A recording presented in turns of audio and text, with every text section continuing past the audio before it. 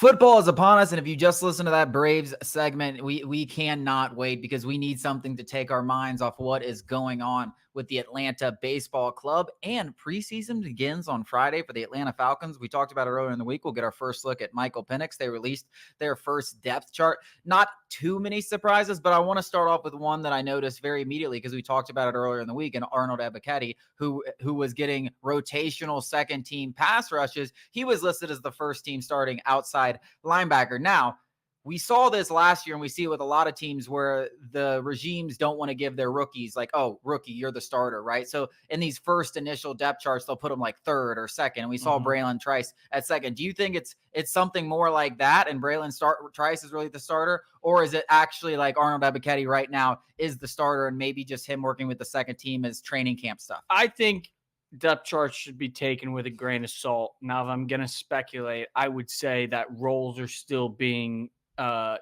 roles are still fluid. What it looks like from Jimmy Lake and Raheem Morris is this defensive line is going to be a shape-shifting type of front where there's going to be guys in multiple roles. There won't be many guys who are playing like you won't see a single defensive lineman this year play 80% of the snaps. That's just not going to happen. There's going to be a bunch of guys playing, 50 to 60 to 40.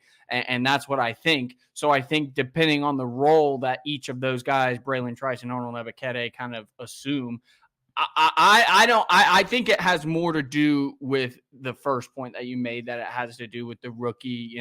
You're nothing, you got to earn what you get in this league. But in that same breath, sticking with the position group, that makes sense. Arnold Ebiketie, first string, Braylon Trice, second string. Little old third round pick, D'Angelo Malone, is fourth string behind third stringers I've never heard of and won't make the team. That is wild. Now, again, does it mean anything? Yeah. That's him getting cut. In my opinion. And this goes back to the thing we were talking about yesterday, that this is an absolutely terrible look for the Falcons, because you want to blame it on Terry Fontenot, but it feels like Terry Fontenot is just picking guys that his coaching staff is telling him to pick. D'Angelo Malone was a Dean Pease kind of guy. As a rookie, he played a lot for Dean Pease, smaller outside linebacker. Falcons switched defenses under Ryan Nielsen. He played two snaps. You heard me correctly, 2 snaps last year on the defense.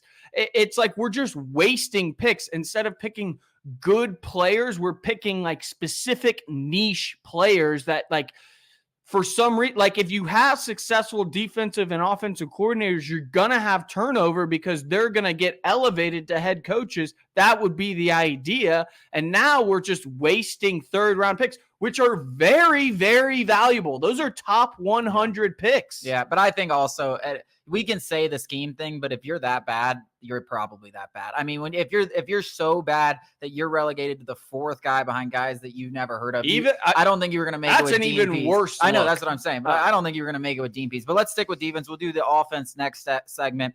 Linebacker, we'll just go straight to the second level, Troy Anderson over Nate Landman. But I think that's kind of a fluid situation. And I think realistically, you're going to see all three of them on the field a lot. You want to talk about the Caden Ellis. That's a guy who can get after the passer. I think they're going to get creative with him and use him in a lot of pass rushing situations. I think you'll see all three of them on. I think you'll see Anderson and Landman. I think you'll see Ellis and Anderson maybe the most. But I think all three of them are going to have a prominent role in this defense, whichever way they go. I see a lot of people saying that. And the only reason I am going to push against it is because Nate Landman is an absolute liability in coverage. And the scenario that all three would be on the field would be Caden Ellis, they only being a pass rusher, but the only Landman covering.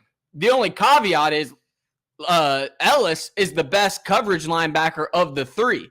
He is also the best pass rusher. He's just the best in general out of those three. So I'm giving a little pause where it's like, yeah, all three are good enough to be on the field, but also what are their roles going to be when they're on the field? Troy Anderson hasn't had the opportunity to kind of showcase who he can be. Obviously, he got hurt early last year, and Nate Landman stepped up and did an admirable job. Showed he could start. He's a quality 2-down linebacker. Now that third down, that passing down, that's where things are like, that could be what it is. That could be what it is. It could be Landman in there on early downs and Troy Anderson. But Anderson's athleticism, you have to give him the benefit of the doubt. And linebacker is one of those instinctual positions where it's like, you need reps. You need to see bullets flying at you to kind of get your bearings and kind of get your feet stuck into the ground. So I think the only way you can really get the most out of Troy Anderson is maybe to take a couple early season lumps with him. To me, though, is